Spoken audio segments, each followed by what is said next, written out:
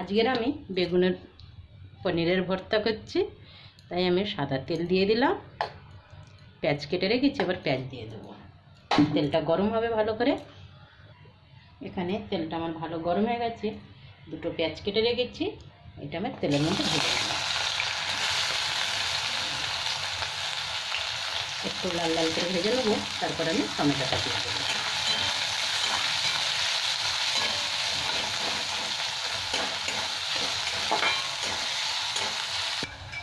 এখানে আমার পেঁয়াজটা ভালো ভাজা হয়ে গেছে, 2-3 মিনিট ধরে ভেজে নিয়েছি।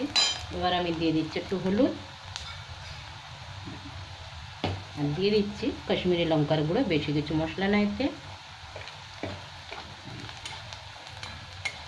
এবার আমি দিয়ে দেবো টমেটো কেটে রেখেছি, একটা টমেটো বড় সাইজের, একটু দিয়ে দেবো।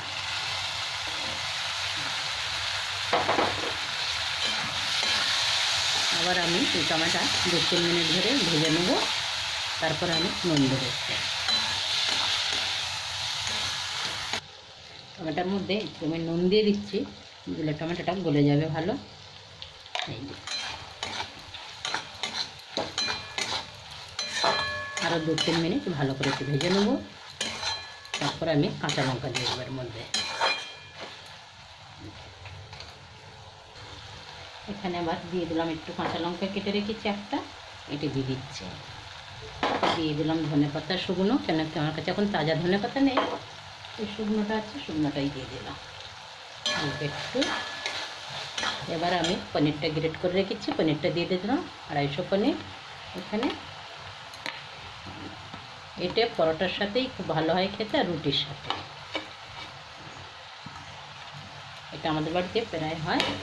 এই রাতে কিছু না সবজি বানাতে ইচ্ছে হলে তখন এই পনিরের ভর্তা, আর সাথে রুটি।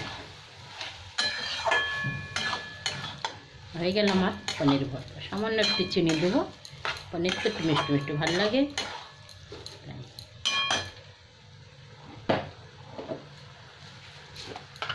খুব সিম্পল পনির ভর্তা হয়ে গেল। চিনি দিয়ে দিলাম আমি। রান্না আমার শেষ। এটাকে আর 2 মিনিট নেড়ে নেবো, নাড়াছাড়া করলেই হয়ে যাবে।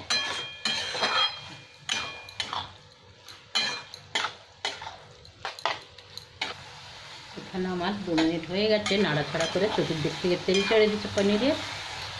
আর আমি গ্যাসটা বন্ধ করলাম। এইবার গরম গরম রুটির সাথে একটা শুরু করছি। রুটি পরোটা খুবই ভালো হয় খেতে। গ্যাসটা বন্ধ করলাম, আমার রান্না এখানেই শেষ।